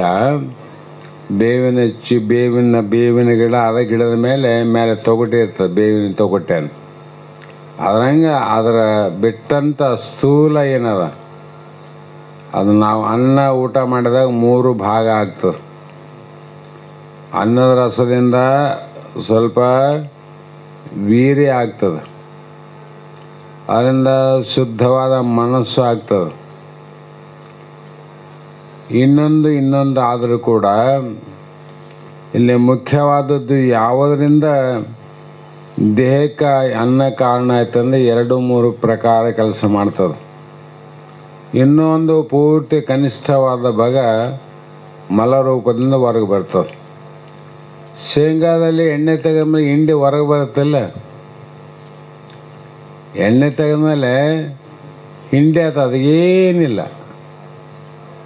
ಅದಂಗೆ ಅನ್ನದ ರಸ ಸೋಸಿ ಒಳಗೆ ಏನೇನು ರಕ್ತ ವೀರ್ಯ ಮನಸ್ಸು ಆಗ್ಬೇಕಂತ ಆದಮೇಲೆ ಅದು ಹಿಂಡಿ ಆದಂಗೆ ಆಗ್ತದೆ. ಅದೇ ಏನದ ನಾವು ಸ್ಥೂಲ ದೇಹದ ಮೇಲೆ ತೊಗೊಟ್ಟಿದ್ದಂಗೆ ಅದು ಅಷ್ಟೇ ಅದ್ರ ಕೆಲಸ. ಒಳಗೆ ಅವು ಕೆಲಸ ಮಾಡೋ ಬೇರೆ. ಹಾಗಾಗಿ ಅವನು ವಿಶೇಷ ಅಂಗ ಅಂದ್ರೆ ಸಾಮಾನ್ಯತೆಯಿಂದ ವಿಶೇಷ ಅಂಗವನ್ನು ಪಡೆಯುವನು ಅಂತ ಮಹಾತ್ಮಲ್ಲಿ ಹೇಳ್ತಾರೆ. ಕಾರಣ ಆಗಳಯ ನಿಸಂಗತೆಯವನು ಯೋಗಿ ಎನಿಸಿಕೊಂಬನು ಬಳಿಕವನು ಮೊದಲೆಂತು ಸದಾಚಾರ ಆಚಾರದೊಳಿರ್ಪ ಅದನುರೆ ಉಡಗದೆ ಕೆಡಮಿಟ್ಟಿರ್ಪ ಅಂಥ ಮುನ್ನಿನ ಸುಗುಣಂಗೆಡದೆ ಮುಂತ ಸದ್ಗೋಷ್ಠಿಗಳಂಬಿಡದೆ ಇಹನವನ ಜ್ಞಾನ ತಮ ಸೂರ್ಯ ಅಹನಂತ ಯೋಗಿಯು ನೋಡಾರ್ಯ ಮೊಳೆವದು ಮೊದಲ ಧರಿಯೊಳ ಪುಣ್ಯ ದಳವೇರುವುದು 2ನೇಯಳು ಅಣ್ಯ 3ನೇಯಲ್ಲಿ ಫಲಿತವಾಗಿಯದು ನೀರನೇ ಯೋಗಿ ಅದನ್ನು ಅನುಭವಿಸುವುದು ಅಂದರು. ಶಿಷ್ಯ ಕೇಳು, ಆ ಮೂರನೇ ಭೂಮಿಕೆ ಏನು ಹೇಳಿದ್ರೆ ಹಿಂದೆ ಸುಖೇಚ್ಛ, ಸುವಿಚಾರ, ಅಸಂಗ ಅಂತ. ಸುಖೇಚ್ಛೆ ಯಾರಿಗೆ ಆಗ್ಯದಂದ್ರೆ ಯಾರು ಪಾರಮಾರ್ಥದಲ್ಲಿ ಸದ್ಗುರುವಿನ ಆಶಯದಲ್ಲಿ ಯಾವನಿಗೆ ಗುರುವಿನ ಮೇಲೆ ಭಕ್ತಿ ಭಾವ, ಶಾಸ್ತ್ರದ ಮೇಲೆ ನಂಬಿಕೆ ಅದ ಅವನಿಗೆ ಸುಖದ ಅಪೇಕ್ಷೆ ಆಗ್ತದೆ. ನೀವೆಲ್ಲರೂ ಯಾಕೆ ಬಂದ್ರಿ ಗುರುಗಳಲ್ಲಿ? ಸಿದ್ಧಾರೂಢರಲ್ಲಿ ಆಗಲಿ, ಹಿಂದೆ ಅನಂತ ಶರಣರಲ್ಲಿ, ಮಹಾತ್ಮರಲ್ಲಿ ಯಾವುದಕ್ಕೋಸ್ಕರ ಬಂದರು? ಅವರ ಆಸ್ತಿ ಮನೆಯನ್ನು ಕೊಡುವಂತ ಯಾರು ಬಂದಿಲ್ಲ. ಗುರುಗಳೇ ನಿಮ್ಮ ಆಸ್ತಿ ಕೊಡ್ರಿ, ನಿಮ್ಮ ಹೊಲ ಮನೆ ಕೊಡ್ರಿ ಅಂತ ಯಾರು ಬಂದಿಲ್ಲ. ಇಷ್ಟು ಬದುಕಲಿಕ್ಕೆ ಆನಂದ ಕೊಡ್ರಿ, ಸುಖ ಕೊಡ್ರಿ, ನನಗೆ ಆನಂದ ಇಲ್ಲ, ಸುಖ ಇಲ್ಲ, ನೆಮ್ಮದಿ ಇಲ್ಲ, ಸುಖ ಕೊಡ್ರಿ ಅಂತಲೇ ಬಂದನ. ಅಂದರೆ ಸುಖದ ಇಚ್ಛೆಯಿಂದ ಬಂದನು ಶಿಷ್ಯ, ದುಃಖದಿಂದ ಬಂದನವನು ಸುಖದ ಅಪೇಕ್ಷೆ ಬಂದನ. ದುಃಖ ಪಡೆಯಕ್ಕೆ ಬಂದಿಲ್ಲ ಶಿಷ್ಯರು. ಅಂದಾಗ ಗುರುಗಳಾದವರು ಕೂಡ ಅವನಿಗೆ ಸುಖದ ಇಚ್ಛೆ ಏನದ, ಅಪೇಕ್ಷೆ ಏನದ, ಆ ಸುಖ ಏನು ಮಾಡಿದ್ರೆ ನಿನಗೆ ಆಗ್ತದ ಶಿಷ್ಯ ಅಂತ ಗುರುಗಳು ಶಿಷ್ಯಗೆ ಬೋಧ ಮಾಡೋದು. ಇಷ್ಟೇ ಕೆಲಸ. ನೀನು ಭೂಮಿ ತಗೊಳ್ಳೋದು, ಮನೆ ತಗೋದು, ಹೆಂಡರು ಮಕ್ಕಳು ಇದನ್ನು ಮಾಡಬಾರ್ದಂತ ಅರ್ಥ ಅಲ್ಲ. ಇದು ಬಾಹ್ಯ ಪ್ರಪಂಚಕ್ಕೆ ಸಂಬಂಧಪಟ್ಟದ್ದು, ಮಾಡಬೇಕದು. ಇಲ್ಲಿ ಗುರುಗಳ ಸಮೀಪ ಬಂದ ಗುರುಗಳು ಹೇಳೋದೇನೆಂದರೆ ಆನಂದದ ಮಾರ್ಗವನ್ನು ತೋರಿಸ್ಬೇಕು ಶಿಷ್ಯರಿಗೆ. ನೋಡು, ಆನಂದ ಸುಖ ಯಾವಾಗ ಆಗ್ತದ ನಿನಗಂದ್ರೆ ನಿದ್ದೆಯಲ್ಲಿ ನೀನು ಎಲ್ಲ ಹೆಂಡ್ರಾರ ಮಕ್ಕಳಾರ ಒಂದೇ ಆಸೆ ಇಲ್ಲಾರ, ಹೊಲ ಅದ, ಮನೆ ಅದ, ಟ್ರ್ಯಾಕ್ಟರ್ ಅದ, ಬುಲ್ಡೋಜರ್ ಅದ, ಎಲ್ಲ ಸಾವು. ಎದ್ದಾಗ ಎಲ್ಲ ಅವಲ್ಲ, ಗದ್ದಲಿನ ಆದಿಲ್ಲ. ಹೆಂಡ್ರ ಸಂಗಟ ಜಗಾಡ್ತೀವಿ, ಮಕ್ಕಳಿಗೆ ಬೈತೀವಿ, ಟ್ರ್ಯಾಕ್ಟರ್ ನಡೆಸೋನಿಗೆ ಬೈತೀವಿ, ಬುಲ್ಡೋಜರ್ ಬೈತೀನಿ. ಶ್ರೀಮಂತಗೂ ಸುಖ ಇಲ್ಲ. ನಿದ್ದೆಯಲ್ಲಿ ಒಂದೇ ಆಸೆಯಲ್ಲಿ ಮಲಗಿವಿ, ಅಲ್ಲಿ ಯಾರು ಇಲ್ಲ ನೋಡ್ರಿ. ಟ್ರ್ಯಾಕ್ಟರ್ ಇಲ್ಲ, ಶ್ರೀಮಂತಿಕಿಲ್ಲ, ಬುಲ್ಡೋಜರ್ ಇಲ್ಲ, ಕಾರ್ ಇಲ್ಲ, ಜೀಪ್ ಇಲ್ಲ, ಹೆಂಡಿಲ್ಲ, ಮಕ್ಕಳಿಲ್ಲ, ಆಸೆ ಯಾವುದಾದ ಗೊತ್ತಿಲ್ಲ, ದೇಹ ಎಲ್ಲಿ ಬಿದ್ದದ ಗೊತ್ತಿಲ್ಲ. ಅಲ್ಲಿ ಏನು ಇಲ್ಲದಂಥ ನಿದ್ರಾವಸ್ಥೆಯಲ್ಲಿ ನಿಮಗೆ ಆನಂದ ಆಗ್ಯದೋ ದುಃಖ ಆಗ್ಯದೋ ಇದೊಂದೇ ಪಕ್ಕ ತಕ್ಕರಿ. ಎಲ್ಲರಿಗೆ ಆನಂದ ಆಗ್ಯದಿಲ್ಲ. ಎಲ್ಲಿ? ನಿದ್ದೆಯಲ್ಲಿ ನಾ ಹೇಳೋದು. ಯಾವ ಜೀವಿಗನೇ ಕೇಳಿ, ಅರೆ ಹೆಂಗಾಯ್ತು ಆನಂದ? ಎದ್ದಾಗ ಇಷ್ಟೆಲ್ಲ ಇದ್ದವು, ದುಃಖ ಆಗಿತ್ತು, ಅವು ಯಾವ ಇಲ್ಲಿಗೆ ಈಗ ಹೆಂಗಾಯ್ತು ಆನಂದ ಅಂತ. ಎದರಿಂದ ಬಂತ ಆನಂದ? ಇದು ಹೊಲದಿಂದ ಬಂದರೆ ಎದ್ದಾಗ ಆಗಬೇಕಾಯಿತು. ಇವು ಯಾವ ಇಲ್ಲದ ಆಗ್ಯದಲ್ಲ ಆನಂದ. ಅಂದ್ರೆ ಏನಾಯ್ತು ಅಂದರೆ ಎಲ್ಲವನ್ನ ನಾವು ಯಾವಾಗ ಮರಿತೀವಿ ಆವಾಗ ಆನಂದ ಆಗ್ತದೆ ನೋಡ್ರಿ. ನಿದ್ದೆಯಲ್ಲಿ ಮರ್ತೀವಿ ಅಷ್ಟೇ, ಪೂರ್ಣ ಬಿಟ್ಟಿವಿ ನಾವು. ನಿದ್ರಾವಸ್ಥೆ ಮರಿತೀವಿ, ಮತ್ತೆ ಎದ್ದಗಳೇ ಎಲ್ಲವನ್ನ ನಾನು ಅಂತೀವಿ. ಇವೆಲ್ಲ ನನವು ಅಂತ ಯಾವಾಗ ಅಂದಿವಿಲ್ಲ ದುಃಖ ಪ್ರಾರಂಭ ಆಯ್ತು ನೋಡ್ರಿ. ನನವು ನಂದು ಅಂತ ಅನ್ನಬಾರ್ದಂತ ಅರ್ಥ ಅಲ್ಲ, ಅನ್ನಬೇಕು. ಆದರೆ ಅವು ಯಾವ ಶಾಶ್ವತ ಅಲ್ಲ ಅಂತ ತಿಳ್ಕೊಬೇಕು ನೋಡ್ರಿ. ಅವು ಯಾವ ಶಾಶ್ವತವಾದ ಆನಂದ ಸುಖ ಸಂತೋಷ ಕೊಡೋವಲ್ಲ ಅವು ಅಂತ ತಿಳ್ಕೊಂಡ್ರೆ ಮನೆ ತುಂಬ ಇರಲಿ, ನಿನಗೇನಾಗೋದಿಲ್ಲ. ಅವುಗಳಿಂದನೇ ಸುಖ ಆದಂಥ ಒಂಟಿಲ್ಲ, ಕೈಕಾಲ ಮುರಿದು ಹೋಗ್ತಾವೆ.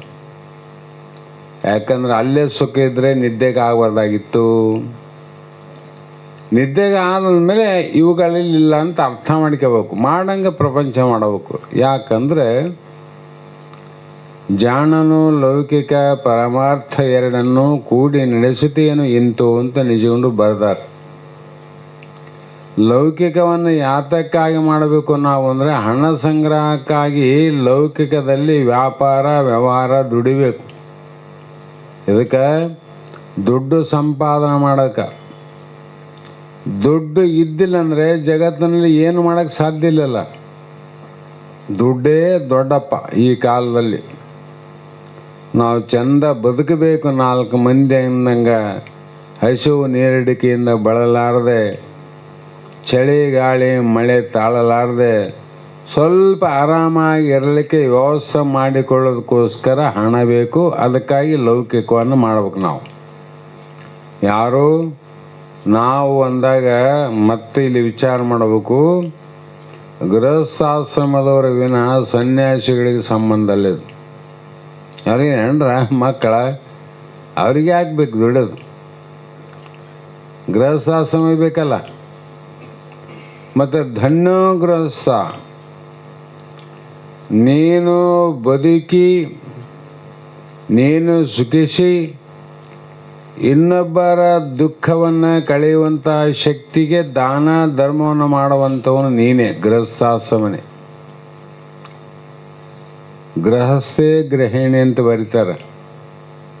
ಒಂದು ಮನೆಯಲ್ಲಿ ಹೆಣ್ಮಗಳು ಹೇಗಿರಬೇಕು ಅಂದರೆ ನಿಜವಾಗಿ ಗೃಹಿಣಿ ಆಗಿರ್ಬೇಕಂತ. ಆಕೆ ಕೆಲವು ಲಕ್ಷಣ ಬರೆದಾರೆ, ಗೃಹಿಣಿಗೆ ಲಕ್ಷಣ. ಅವು ಯಾರಲ್ಲಿ ಇದ್ದವು ಅಂದರೆ ದ್ರೌಪದಿಯಲ್ಲಿ ಎಲ್ಲವಿದ್ದು ನೋಡ್ರಿ. ಇದ್ವ ಇಲ್ಲ? ಅಷ್ಟು ಮಂದಿ 60,000 ಮಂದಿ ಶಿಷ್ಯರ ಅಪರಾತ್ರಿ ದುರ್ವಾಸ ಮುನಿಗಳು ಕರ್ಕೊಂಡು ಹೋಗಿ ವನವಾಸದಲ್ಲಿದ್ದಾಗ ಅವರಿಗೆ ತಿಂಬಕ್ಕೆ ಅನ್ನ ಇಲ್ಲ. ಅಂಥ ಅಪರಾತ್ರಿಯಲ್ಲಿ ಹೋಗಿ ಭಿಕ್ಷಾಂದೇಹಿ ಅಂದ ಋಷಿ. ರಾಮ ಅಂದ, ಋಷಿಗಳು ಬಂದಾರ, ಕೋಪಿಷ್ಠರು, ಶಾಪಾನುಗ್ರಹಸ್ಥರು. ಒಂದು ಸಲ ಶಾಪ ಕೊಟ್ಟರೆ ಅವ್ರ ಶಾಪವು ಎಂದೂ ಹುಷಿಯಾಗಲಾರದು. ಅಂಥ ಮುನಿಗಳು ಇಂಥ ಸಂದರ್ಭದಲ್ಲಿ ಬಂದು ನಮಗೆ ಹಸಿವಾಗ್ಯದ ಅನ್ನ ನೀಡಂದ. ಆವಾಗ ಧರ್ಮ ಏನು ಮಾಡಿದ, ಆಗಲಿ ಋಷಿಗಳೇ ಇಲ್ಲಿ ನದಿ ಅದ, ಎಲ್ಲರೂ ಸ್ನಾನ ಮಾಡ್ಕೊಂಡು ಬರ್ರಿ, ಬರೋದ್ರೊಳಗಾಗಿ ಬಿಸಿ ಬಿಸಿಯಾದ ಅಡಿಗೆಯನ್ನು ಮಾಡ್ತೀವಿ, ಪ್ರಸಾದ ಮಾಡ್ಕೊಂಡು ಹೋಗ್ರಂದ ಅವನು. ಅದು ಗೊತ್ತದ ನಾವೆಲ್ಲೀವಿ, ಅರಮನೆಗೆ ಎಲ್ಲಿಗ ಧರ್ಮರಾಜ ಅಡವೆಗಾನ. ಮತ್ತು ಅಡಿಗೆ ಮಾಡ್ಕೊಳ್ಳೋಕೆ ಸಣ್ಣ ಪಾತ್ರೆಗಳು ಸಹ ಮನೆಗಿಲ್ಲ. ಗಡ್ಡೆ ಗೆಣಸು ತಿನ್ನುವಂಥ ಸಂದರ್ಭ ಯಾವ ಧೈರ್ಯದಿಂದ ಹಿಡಿಬೇಕು ನೋಡ್ರಿ. ಆಗ್ಲಿಂದ ಆಮೇಲೆ ಅವ್ರು ಹೋದ ತಕ್ಷಣ ಹೆಂಡತಿಗೆ ಬಂದ ದ್ರೌಪದಿ ಮುಂದೆ ಹೇಳ್ದ ಧರ್ಮ, ಒಬ್ಬ ಗೃಹಿಣಿ ಗೃಹಸ್ಥೆ, ನಾನು ಇಂತಹ ಪ್ರಸಂಗದಲ್ಲಿ ಇಷ್ಟು ಮಂದಿ ಶಿಷ್ಯರ ಬಡಗೂಡಿ ಗುರುವಿಗೆ ಮಾತು ಕೊಟ್ಟು ಬಂದಿನಿ, ಅಡಿಗೆ ಮಾಡಂದ. ಶಿವ ಅನ್ಲಕ್ಕಿ, ಶಿವ ಪರಿಸ್ಥಿತಿ ನಿಮಗಂತೂ ಗೊತ್ತು. ಈಗ ಮಾಡಿದ ಅನ್ನದ ಅಗಳು ಸಹ ಉಳಿಲಾರ್ದಂಗೆ ತೊಳೆದಿಟ್ಟಿವೆಲ್ಲ. ನಾಳೆ ಮಾಡಬೇಕಾದ ಒಂದು ಕಾಳು ಧಾನ್ಯ ಕೂಡ ಮನೆಯಲ್ಲಿಲ್ಲ. ಎಂತಹ ಪ್ರಸಂಗದಲ್ಲಿ ಧರ್ಮರಾಜ ನನಗೆ ಆಜ್ಞೆ ಮಾಡ್ತಾನಂದರೆ ಆಕೆನೂ ಹೇಳಿದ್ಲು, ಆಗಲಿ ಧರ್ಮರಾಯ ಅಂದ್ಲು, ಮಾಡ್ತಾನಂತ ಆಕೆ ಅಂದ್ ನೋಡ್ರಿ. ಇವರಿಬ್ಬರ ಈ ಭಕ್ತಿ ಹೇಗಿರ್ಬೋದಂತ ಮಾಡಂತ ಆತ ಹೇಳ್ದ, ಮಾಡ್ತಾನಂತ ಈಕೆ ಹೇಳಿದ್ಲು. ಅವಾಗ ವಿಚಾರ ಮಾಡಿದ್ಲು ಏನು ಮಾಡಬೇಕು. ವಿಚಾರ ಒಳಿತು. ಯಾಕೆಂದರೆ ಗೃಹಿಣಿಯ ಲಕ್ಷಣ ಇದ್ದವು ಆಕಿನಲ್ಲಿ. ಎಲ್ಲ ಹೆಣ್ಮಕ್ಳಲ್ಲಿ ಕೈಲಿ ಆಗಲಾರ್ದ ಕೆಲಸ. ಆಕೆಯೇ ವಿಚಾರ ಮಾಡಿದ್ಲು, ಆಪತ್ಕಾಲದಲ್ಲಿ ಆ ಒಂದು ಪಾಂಡವರ ಕುಟುಂಬಕ್ಕೆ ನಿಜವಾದ ಬಂಧು ಯಾರು ಅಂದರೆ ಶ್ರೀಕೃಷ್ಣ ಪರಮಾತ್ಮ. ಶ್ರೀಕೃಷ್ಣ ಪರಮಾತ್ಮನೇ ಅವರನ್ನು ಕಾಪಾಡುವಂಥ ದೇವರು. ಅನಿವಾರ್ಯವಾಗಿ ವಿಚಾರ ಮಾಡಿದ್ಲು, ಅಣ್ಣ ಅಂತ ಕೂಗಿದ್ಲು. ಎಂಥ ಪರಿಸ್ಥಿತಿ ಅದೀಗ. ಈಗ ಎರಡು ರೀತಿಯಿಂದ ದೋಷ ಬರ್ತದೆ. ಪತಿಯ ಆಜ್ಞೆಯನ್ನೇ ಮೀರಿದಂಗೆ ಆಗ್ತದೆ, ದುರ್ವಾಸದ ಶಾಪಕ್ಕೂ ಕುಟುಂಬ ನಾಶ ಆಗ್ತದೆ. ಇಂಥ ಆಪತ್ಕಾಲದಲ್ಲಿ ಕುಟುಂಬ ಉಳಿಬೇಕು, ಗೃಹಸ್ಥಾಶ್ರಮದ ಧರ್ಮ ಇರಬೇಕು. ಪತಿಯ ಆಜ್ಞೆಯನ್ನು ಪಾಲಿಸಿದಂಥ ಸ್ಥಿತಿಯ ಗುಣವೂ ಕೂಡ ಉಳಿಬೇಕಾಗಿದೆ ಇಲ್ಲಿ. ಎಂಥ ಸಂದಿಗ್ಧ ಪರಿಸ್ಥಿತಿಯಲ್ಲಿ ಅಣ್ಣ ನೀನೇ ಕಾಪಾಡಂತ ಕೂಗಿದ್ಲು. ಆವಾಗ ಏನು ಆಕೆಗೆ ಮನಸ್ಸಿಗೆ ಪರಿಣಾಮ ಆಗಲಿಲ್ಲ. ಕೊನೆಗಂದ್ಲು ಕೃಷ್ಣ ಪರಮಾತ್ಮ, ಕೃಷ್ಣ ಪರಮಾತ್ಮ. ಕೃಷ್ಣಗೆ ಆವಾಗ ಕಿವಿ ಕೊಟ್ಟ. ಯಾಕಂದರೆ ಕೃಷ್ಣ ಆಗಲಿ ಪರಮಾತ್ಮ ಆಗಲಿ ದೇವರುಗಳಾಗಲ್ಲ,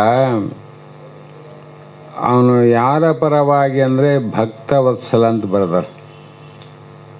ಭಕ್ತರ ಪರವಾಗಿರೋರು, ಹೆಂಡತಿ ಪರವಾಗಿ, ಗಂಡನ ಪರವಾಗಿ, ಮಗನ ಪರವಾಗಿ, ಬೀಗರ ಪರವಾಗಿ ಅನ್ನರಲ್ಲ. ನಾವು ಯಾರಿಗೂ ಅಂತೀವಿ, ನಮ್ಮವ್ರಂತ ಅಂತೀವಿ. ಅದು ಒಳ್ಳೆಯದನ್ನ ಮಾಡಲಿ ಕೆಟ್ಟದನ್ನ ಮಾಡಲಿ, ನಮ್ಮವ್ರದಾದಪ್ಪ ನಾವು ಹೋಗ್ಬೇಕಂತೀವಿ. ಆಕೆ ಅಷ್ಟು ಕೂಗಾಡಿದ ಕೂಡ ಓ ಅನ್ನಲಾರ್ದ ಕೃಷ್ಣ, ಶ್ರೀಕೃಷ್ಣ ಭಗವಂತ ನೀನೇ ನೋಡು ಅಂತಂದಾಗ ಆ ಭಕ್ತಿಯ ಭಾವಕ್ಕೇನದ ಕೃಷ್ಣ ಏನು ಮಾಂದ, ಅಣ್ಣ ಇಂಥ ಪ್ರಸಂಗ ಬಂದದ, ನೀನೇ ಕಾಪಾಡು. ಸರಿಯಮ್ಮ, ಕಾಪಾಡಬಹುದು. ಆದರೆ ನಾವು ಏನಾದರೂ ನೀವು ಸ್ವಲ್ಪ ಕೊಟ್ಟರೆ ಬಹಳ ಕೊಡುವಂಥ ಶಕ್ತಿ ನಮ್ಮಲ್ಲಿ ಅದ.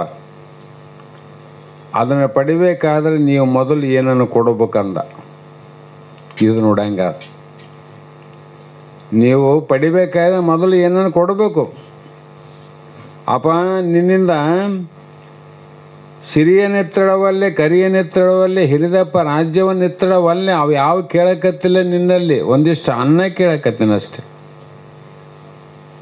ಅದನ್ನು ಕೊಡು ನನಗೆ.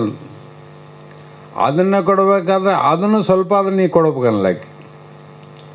ಅದೇ ನನ್ನ ಮನೆಯಾಗಿದ್ದರೆ ನಿನಗೆ ಯಾಕೆ ಹೇಳ್ತಿದ್ದೋ ಮಾರಾಯ ಕೃಷ್ಣ, ಭಾಳ ಪರೀಕ್ಷೆ ಮಾಡಬೇಡ, ನಾವು ನೊಂದೀವಿ ಈಗಾಗಲೇ. ಅರಮನೆಯನ್ನು ಬಿಟ್ಟು 12 ವರ್ಷ ವನವಾಸದಲ್ಲಿ ಅಲೆದಾಡಿ ಪಡಬಾರದ ಕಷ್ಟವನ್ನು ಪಟ್ಟು ಸಹಿಸಲಾದಷ್ಟು ದುಃಖ ಆಗ್ಯದ. ಮ್ಯಾಲೆ ನೀನಿಷ್ಟು ದುಃಖವನ್ನು ಕೊಟ್ಟು ನಮ್ಮನ್ನು ಪರೀಕ್ಷೆ ಮಾಡೋಕ್ಕೆ ಹೋಗ್ಬೇಡ ಕೃಷ್ಣ, ಕಾಪಾಡು ನಮ್ಮನ್ನು. ನಿನಗೆ ಅನ್ನ ಕೊಡಂದ್ರೆ ಏನು ನಮ್ಮನೆಗೆ ಏನು ಅಂತ ಕೊಡಲಿ ಅನ್ಲಿಕ್ಕೆ. ಒಂದು ಅನ್ನದ ಅಗಳಿಲ್ಲ, ಮಾಡಬೇಕಂದ್ರೆ ಒಂದು ಧಾನ್ಯದ ಕಾಳಿಲ್ಲ, ಏನು ಮಾಡಬೇಕು? ಅವಾಗ ಹೇಳ್ದ, ಇಲ್ಲಿಲ್ಲ, ಅದಕ್ಕೆಷ್ಟೇ ನೀವು ಹೇಳಿದ್ರು ಕೂಡ ನೀವು ಎಷ್ಟಾದರೂ ಕೊಡಬೇಕಂದ, ಅದಕ್ಕೆ ಉಪಾಯ ನೀನೇ ಹೇಳಬೇಕು ಕೃಷ್ಣ ಅಂದ. ನನಗಂತ ಏನು ಗೊತ್ತಿಲ್ಲ, ಗೊತ್ತದ ರಾತ್ರಿ ತೊಳೆದು ಎಲ್ಲ ಮಾಡಿ ಹಾಕಿದ್ದು. ನೋಡು, ನಿನ್ನೆ ಅಡುಗೆ ಮಾಡಿದ ಊಟವನ್ನು ಮಾಡಿ ಮುಸುರೆ ತೊಳೆಯುವಾಗ ಬಚ್ಚದಲ್ಲಿ ಏನಾದರೂ 1-2 ಅನ್ನದ ಅಗಳು ಬಿದ್ದಿದ್ರು ನೋಡು, ಬಚ್ಚಲದಲ್ಲಿ ಹುಡುಕಾಡಂದ. ಆಕೆಂದು ಬಚ್ಚಲದಲ್ಲಿ ಎಂಜಲದ ತೊಳೆದ ಅನ್ನದ ಒಂದು ಅಗಳನ್ನು ಕೇಳ್ತೇವೆ ಅಂದರೆ ಕೃಷ್ಣಗೆ ಹೆಂಗೆ ಕೊಡಬೇಕು? ಮೊದಲು ನೀವು ಹುಡುಕು, ಅಕ್ಕಿ ಗೊತ್ತು, ಅದನ್ನು ಇಲ್ಲ ಅಂತ ಗೊತ್ತಾಕಿ ಹುಡುಕಾಡಮ್ಮ ಅಂದಾಗ ಅದು ಒಂದು ಅಗಳು ಸಿಕ್ತು ಹುಡುಕಾಡಿದ್ರಾಗ. ಯಾವಾಗ ಇಲ್ಲಿ ಕೃಷ್ಣನಿಗೆ, ಅಣ್ಣ ನಾನೇನು ಇವತ್ತ ಕೇಳಕತ್ತೀನಿ ಅನ್ನ, 60,000 ಮಂದಿ ಶಿಷ್ಯರಿಗೆ ನೀ ಏನಾದರೂ ಕೊಡು ಅಂತ ಹೇಳಿದಲ್ಲ, ನೀ ಹೇಳಿದಾಗ ಸಿಕ್ಕದ್ದೊಂದು ಅನ್ನದ ಅಗಳು ತಗೋ ಸ್ವೀಕಾರ ಮಾಡಂತ ಕೊಟ್ಟಾಗ ಆ ಅನ್ನದ ಅಗಳನ್ನು ಬಾಯಲ್ಲಿ ಹಾಕೊಂಡು ಬಂದು ಡೇಗಿದಾಗ ಶಿವಯೋಗಿ ಸಂತೃಪ್ತೆ ತೃಪ್ತೆ ಶಂಕರ. ಒಬ್ಬ ಮಹಾತ್ಮ ಜ್ಞಾನಿ ಆದವನು ಒಂದು ಅಗಳು ಅನ್ನ ಊಟ ಮಾಡಿದ್ರೆ ಜಗತ್ತೇ ತೃಪ್ತಿ ಆಗ್ತದೆ. ಯಾವಾಗ ಕೃಷ್ಣಂದು ಇಲ್ಲಿ ನಡೀತು, ನದಿಯಲ್ಲಿ ಸ್ನಾನ ಮಾಡಕತ್ತಿದ್ರು, ಇಲ್ಲಿ ಕೃಷ್ಣ ಡೇಗಿದ ತಕ್ಷಣ 60,000 ಮಂದಿ ಶಿಷ್ಯರಿಗೆ ಹೊಟ್ಟೆನೇ ತುಂಬೈತವ್ರಿಗೆ, ತೃಪ್ತಿ, ಹಸುಮದ ಉಳ್ಕೊಂಡಿಲ್ಲ. ಯಾರಾದ್ರೂ ಊಟ ಮಾಡು ಅಂದರೆ ಅವ್ರಿಗೆ ಒಡಿಯೋಷ್ಟು ಬಂದಿತ್ತು ನೋಡು ಅವ್ರಿಗೆ. ಈಗ ಊಟ ಮಾಡಿದವರಿಗೆ ಮ್ಯಾಲಿಂದ ಮೇಲೆ ಊಟ ಮಾಡಂದ್ರೆ ತಿಳಿತಾ ಇಲ್ಲ ಅಂತ ಬೈದು ಬಿಡ್ತೀವಿಲ್ಲ ನಾವು. ಇದೇನು ಆಶ್ಚರ್ಯ ಅಂದ್ರೆ ಅವ್ರು ಬರುವಾಗ ಹಸಿವಾಗಿತ್ತು, ಈಗ ಹೊಟ್ಟೆ ತುಂಬಿಗೆ. ಯಾಕೆ? ಅಲ್ಲಿ ಕೃಷ್ಣ ಉಂಡನಲ್ಲ ಒಂದು ಅಗಳು, ಒಂದೇ ಅಗಳಲ್ಲ. ಆವಾಗ ತೃಪ್ತಿ ಆಯಿತು, ಗೊತ್ತಾಯ್ತು ಈ ಕಡೆ ವಾಪಸ್ ಸ್ನಾನ ಮಾಡ್ಕೊಂಡು ಹೋಗ್ತಿದ್ರು. ಭೀಮ ಅಲ್ಲಿ ನಿಂತಿದ್ನಲ್ಲ, ಬರ್ರಿ ಊಟ ಮಾಡ್ರಂದ. ಇಲ್ಲಪ್ಪ ಅಂದ. ಬಿಡಂಗಿಲ್ಲ ನಮ್ಮನ್ನಂದ. ಹಸಿವು ಆಗ್ಯದಂತ ನೀವು ಬಂದಿದ್ರು, ನಾವು ಬಂದಿದ್ವು. ಅನ್ನ ಬೇಕಂತ ಅಪರಾತ್ರಿಯಲ್ಲಿ ಬಂದು ಭಿಕ್ಷಾಂದಿ ಎಂದವ್ರು ನೀವು. ನಿಮ್ಮ ಸಲುವಾಗಿ ಇಷ್ಟೆಲ್ಲ ತಯಾರು ಮಾಡಿಟ್ಟಿವಿ, ನೀವು ಮಾಡ್ಲಂದ್ರೆ ಇದು ಯಾರು ಊಟ ಮಾಡ್ತಾರೆ? ಊಟ ಮಾಡ್ತಾರೋ ಗದೆ ತಗೊಂಡು ಹೊಡಿಲ್ಲ ನಾವು. ಆವಾಗ ಮುಂದೆ ನೀವು ಊಟ ಮಾಡದಿದ್ರೂ ಪರವಾಗಿಲ್ಲ, ಮಾಡಿದ ಅಡಿಗೆಯನ್ನು ನಿಮ್ಮ ತಲೆ ಮೇಲೆ ಬುತ್ತಿ ಕಟ್ಟಿಕೊಂಡು ಬಂದ ದಾರಿ ಹಿಡಿದು ಹೋಗ್ರಂದ. ಜಗತ್ತಿಗೆ ಗೊತ್ತಾಗಲಿ ಧನ್ಯೋ ಗೃಹಸ್ಥಾಶ್ರಮ. ಒಬ್ಬ ಗೃಹಸ್ಥ ಎಷ್ಟು ಧನ್ಯ, ಎಷ್ಟು ಪುಣ್ಯಾತ್ಮ ಅವನು. ಎಂಥ ಆಪತ್ಕಾಲದಲ್ಲಿ ತನಗಿಲ್ಲದಿದ್ದರೂ ಕೂಡ ಪರರನ್ನ ಬೆಳೆಸಿ ಉಣಿಸುವಂಥ ಒಂದು ಕರ್ತವ್ಯವನ್ನು ಮಾಡ್ತಾನಂದರೆ ಈ ಆಶ್ರಮದಲ್ಲಿ ಹುಟ್ಟಿದವರೆಲ್ಲರೂ ಧನ್ಯರು ಅಂತ ಲೋಕಕ್ಕೆ ಗೊತ್ತಾಗಲಿ. ಅದಕ್ಕಾಗಿ ಹೊಟ್ಟೆಗೆ ಹೋದಕ್ಕಿಂತ ತಲೆ ಮೇಲೆ ಬುತ್ತಿ ರೂಪ ಹೋಗಿ ಜಗತ್ತೇ ನೋಡ್ತದಂದ ಅವನು. ಕಟ್ಟಿ ಕಳಿಸಿಲ್ಲ ಅದು ಏನಾಯ್ತು ಆಗ್ತಿರ್ಲಿ. ಗೃಹಸ್ಥಾಶ್ರಮದಲ್ಲಿ ನಾವು ಲೌಕಿಕ ಪಾರಮಾರ್ಥ ಎರಡು. ಲೌಕಿಕಕ್ಕೆ ಯಾಕೆ ಬೇಕು ಅಂದರೆ ಎಷ್ಟು ಬೇಕಲ್ಲ, ಅನ್ನ ನೀರು ಬಟ್ಟೆ ಬರೆ ಆಶ್ರಯಕ್ಕಾಗಿ ಬೇಕು, ಮಾಡಬೇಕದು. ಆದರೆ ಆನಂದ ಅಲ್ಲಿಲ್ಲ. ಬಟ್ಟೆ ತೊಟ್ಕೊಂಡವ್ರಿಗೆ, ದಿವಸ ಏನೇನೋ ಉಂಡವರಿಗೆ, ಬೆಚ್ಚನ ಬೆಳಿನ ಮಕ್ಕಂಡವ್ರಿಗೆ ದುಃಖ ಇಲ್ಲನವ್ರಿಗೆ, ನಿಮ್ಗಿಂತ ಹೆಚ್ಚಾವ ಅವ್ರಿಗೆ ಭಾಳ ದುಃಖ. ಮತ್ತು ಈ ಪಾರಮಾರ್ಥ ಯಾವುದಕ್ಕೋಸ್ಕರ ಮಾಡಬೇಕು ಅಂದರೆ ಆನಂದಕ್ಕೋಸ್ಕರವಾಗಿ. ಅದು ಹಣ ಗಳಿಸುವುದಕ್ಕೆ ಲೌಕಿಕ ಮಾಡಬೇಕು, ಆನಂದ ಗಳಿಸ್ಬೇಕಾದ್ರೆ ಪಾರಮಾರ್ಥ ಮಾಡಬೇಕು. ಇದನ್ನು ಯಾರು ಮಾಡ್ತಾರೆ ಅಂದರೆ ಇವು ಮೂರು ಭೂಮಿಕೆನ ದಾಟಿರೋರಿಗೆ ಮಾಡಕ್ಕೆ ಬರ್ತದೆ ನೋಡಿ. ಮೂರು ಭೂಮಿಕೆ ಹಿಂದಿನ ಜನ್ಮ ದಾಟಿರ್ಬೇಕು. ಅವನು ಎರಡನ್ನೇ ಬಿಡದೆ ಪ್ರಪಂಚನೂ ಮಾಡ್ತಾನೆ, ಪಾರಮಾರ್ಥನೂ ಮಾಡ್ತಾನೆ, ಪಾರಮಾರ್ಥ ಮಾಡ್ತಾನೆ, ಪ್ರಪಂಚನೂ ಮಾಡ್ತಾನೆ. ಆದರೆ ಪ್ರಪಂಚವನ್ನು ಸುಳ್ಳಂತ ಮಾಡ್ತಾನೆ, ಪಾರಮಾರ್ಥವನ್ನು ಸತ್ಯ ಅಂತ ಮಾಡ್ತಾನೆ. ಲೋಕದ ಜನರಿಗೇನು ಗೊತ್ತು? ಇವನು ಸಂಸಾರ ಮಾಡೋದು. ಅಜ್ಞಾನಿಯ ಸಂಸಾರಕ್ಕೆ ಜ್ಞಾನಿಯ ಸಂಸ್ಕಾರಕ್ಕೆ ವ್ಯತ್ಯಾಸ. ಅಜ್ಞಾನಿ ಸಂಸಾರ ಮಾಡೋದ್ರಾಗ ಅಡ್ತಗಂತ ಮಾಡ್ತಾನೆ ಅವನು. ಇವನು ಸಂಸಾರ ಮಾಡಿದ್ರು ಕೂಡ ನಗ್ತಾ ಮಾಡ್ತಾನೆ. ನಗ್ತಾನಂದ್ರೆ ಆನಂದ ಆದಂತರು ಏನು ದುಃಖ ಆದಂತರು? ಆನಂದನೇ ಆದಂತ, ಯಾಕಂದ್ರೆ ನಗ್ತಾನಲ್ಲ. ಹಾಗಾಗಿ ಈ ರೀತಿ ಆಗಲೇ ಆ ನಿಸ್ಸಂಗತಿಯನ್ನು ಯೋಗಿ ಎನಿಸಿಕೊಂಬುವನು ಬಳಿಕ ಅವನು ಅಂದರು. ಇಲ್ಲೇನಾಗ್ತದೆ, ಈ ಮೊದಲು ಹೇಗೆ ಸದಾಚಾರದಿಂದಿರುವನು ಹಾಗೆ ಈ ಕಾಲದಲ್ಲಿ ಆದರೂ ಸದಾಚಾರ್ಯನು. ಮೊದಲು ಅಂದರೆ ಈ ಜನ್ಮಕ್ಕೆ ಬರೋದಕ್ಕಿಂತ ಹಿಂದಿನ ಜನ್ಮದಲ್ಲಿ ಏನು ಸದಾ ಆಚಾರಗಳು, ಸದ್ಗುಣಗಳು, ವಿವೇಕ, ವಿದ್ಯೆ, ಅನಂತ ಸದ್ಗುಣಗಳೇನವ, ಆ ಗುಣಗಳೆಲ್ಲವೂ ಈ ಜನ್ಮದಲ್ಲೇ ಬಂದಿರ್ತವಿಂದ. ಪುಣ್ಯ ಮಾಡಿದ ಶ್ರೀಮಂತಿಕೆಯಿಂದ ಹೆಂಗೆ ಬಂತಿಲ್ಲ, ಹಂಗ ಸದಾ ಆಚಾರ್ಯಗಳು ಕೂಡ ಆಚಾರ್ಯ ನಾವು ಇವು ಅವನು ಬರ್ತಾವ, ಅವು ಕೂಡ ಬರ್ತಾವ, ಒಂದು ಬಿಟ್ಟು ಒಂದು ಬರಂಗಿಲ್ಲ. ಬಂದಾಗ ಅವರು ಯಾವ ಆಚರಣೆಯಲ್ಲಿ ಇರುವವರು, ಹುಟ್ಟಿದ ಸಣ್ಣ ಮಗಾದರೂ ಕೂಡ ಮುಪ್ಪಿನ ವೃದ್ಧರು ಕಾಮ ಕ್ರೋಧ ರಹಿತವಾಗಿ ಆಚರಣೆ ಮಾಡ್ತಾರೆ. ಕೆಲವು ತಾನಾಗಿ ಬರ್ತಾವ. ವೃದ್ಧಶ್ಯ ತರುಣಿವಿಷ್ಯ ಅಂತ. ಅವ ಮುದುಕಾರ ಯೌವನದಾಗ ಒಬ್ಬ ತರುಣಿಯನ್ನು ನೋಡಿದ್ರೆ ಮನಸ್ಸು ಕೆಟ್ಟು ಹೋಗ್ತಾವನಿಗೆ. ಅದೇ ಮುದುಕಾದ ಮೇಲೆ ಅವನ ಮನಸ್ಸು ಕೆಡಂಗಿಲ್ಲ, ಯಾಕಂದ್ರೆ ಸದಾಚಾರಕ್ಕೆ ಬಂದದ ಈಗ ಮನಸ್ಸು. ಹಂಗಾಗಿ ಅವನು ಯೌವನ ಕಾಲದಲ್ಲಿದ್ದರೂ ಕೂಡ ಮುಪ್ಪಿನವರಂತೆ ವರ್ತನೆ ಮಾಡ್ತಾನೆ ನೋಡ್ರಿ. ಮುಪ್ಪಿನವರಂತೆ. ಅದಕ್ಕೆ ಆಸೆ, ಅಪೇಕ್ಷೆ, ಮೋಹ, ವ್ಯಾಮೋಹ ಏನಿಲ್ಲ. ಅಲ್ಲಿ ಕಣ್ಣಾರು ನೋಡ್ತಾರೆ, ಇಲ್ಲೇ ಆನಲ್ಲಿ ನಮ್ಮ ಹನುಮಂತಾನ. ಅವನಿಗೆ ಯಾವುದರ ಆಸೆ ಅದೀಗ? ಹೆಂಡ್ರ ಬೇಕಿಲ್ಲ ಅಂದಮೇಲೆ ಮಕ್ಕಳು ಏನು ತರ್ತದೆ? ಎಲ್ಲವನ್ನ ತೊರೆದು ಇದನ್ನ ಬಿಡೋದಕ್ಕಾಗಿ ಎಷ್ಟೋ ಜನ್ಮ ಶಾಸ್ತ್ರ ಕೇಳಿದ್ರೆ ಬಿಡೋಕ್ಕಾಗಲ್ಲ. ವೈರಾಗ್ಯ ಸುಮ್ಮನೆ ಬರೋಂಗಿಲ್ಲ. ಎಷ್ಟೋ ಕೇಳಿದ ಮೇಲೆ ವೈರಾಗ್ಯ ಬರ್ತದ. ಆವಾಗ ವಿಷಯ ದೋಷ ಅನ್ನಿಸ್ತದ. ಆ ವಿಷಯ ಬಿಡಲಿಕ್ಕೆ ಅನುಕೂಲ ಆಗ್ತದೆ. ಅವನು ಈಗ ಹುಟ್ಟಿ ಬಂದಾನ, ನಮ್ಮ ನಿಮ್ಮಂಗೆ ಎಲ್ಲರೂ ಹುಟ್ಟಿ ಬಂದಾನ. ಇದೇ ಜನ್ಮದಲ್ಲಿ ಯಾವ ಬೇಡ ಅಂತಾನ ಅವನು? ಮತ್ತು ಹಿಂದಿನ ಜನ್ಮದ ಸಂಸ್ಕಾರಗಳು ಆವಂತರೋ ಇಲ್ಲಂತರೋ? ಮತ್ತು ಅವನು ಹಿಂದೆ ಆ ಭೂಮಿಕೆಯಲ್ಲಿ ಬಂದಾನ, ಈಗ ಅದೇ ಭೂಮಿಕೆಯಲ್ಲಿ ಅದೇ ಆಚರಣೆಗಳು ಬಂದವ ಅವನಿಗೆ.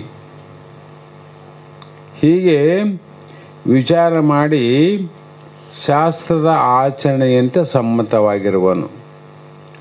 ಜನಗಳ ಆಚರಣೆಯಂತೆ ಅವನು ಜೀವನ ಮಾಡಂಗಿಲ್ಲ. ಶಾಸ್ತ್ರಗಳ ಆಚರಣೆಗಳೇ. ಶಾಸ್ತ್ರದಲ್ಲಿ ಹಿಂಗೇ ನಡೆಯಿರಬೇಕು, ಹಿಂಗೇ ನುಡಿರಬೇಕು, ಗುರುವಿನಲ್ಲಿ ಹೀಗಿರಬೇಕು, ಶಿಷ್ಯರಲ್ಲಿ ಹೀಗಿರಬೇಕು, ಹೆಣ್ಣರು ಮಕ್ಕಳು ಸಮಾಜದಲ್ಲಿ ಹೇಗಿರಬೇಕಂತ ಬರೆದವಲ್ಲ ನೀತಿ, ಅವುಗಳ ಸಂಬಂಧವಾಗಿ ಬದುಕುವ ಪ್ರಯತ್ನ ಮಾಡ್ತಾನೆ ವಿನಃ ಜನಗಳ ತೃಪ್ತಿಗಾಗಿಲ್ಲ, ಶಾಸ್ತ್ರಗಳ ತೃಪ್ತಿಗಾಗಿ. ಹೀಗೆ ಸಮಯ ಆದ ಕಾರಣ ನಾಳೆ ದಿನ ಪುನಃ ವಿಚಾರ ಮಾಡೋಣ ಅನ್ನುವಂಥ ಮಾತನ್ನು ಹೇಳ್ತಾ, ಇವತ್ತು ನಮ್ಮ ಸದ್ಗುರು ಬಸವಾನಂದ ಮಹಾಸ್ವಾಮಿಗಳ ವಾಸಸ್ಥಳ, ಶಿಷ್ಯ ಬಳಗದ ಪಾವನ ಸ್ಥಳ ಹೊಸಳ್ಳಿ ಗ್ರಾಮದಿಂದ ಸದ್ಗುರು ಬಸವಾನಂದರ ಎಲ್ಲ ಬಳಗ ಇವತ್ತು ಬಂದ ಕಾರಣ ಅವರು ಕೂಡ ನೋಡಲಿಕ್ಕೆ ಯಥಾರ್ಥವಾಗಿರುವಂಥ ಜನರಾದರೂ ಕೂಡ ಬಹಳಷ್ಟು ಶಾಸ್ತ್ರಬದ್ಧವಾಗಿ ಗುರುಗಳಲ್ಲಿ ಭಕ್ತಿ ಭಾವನೆ ಇಟ್ಟುಕೊಂಡು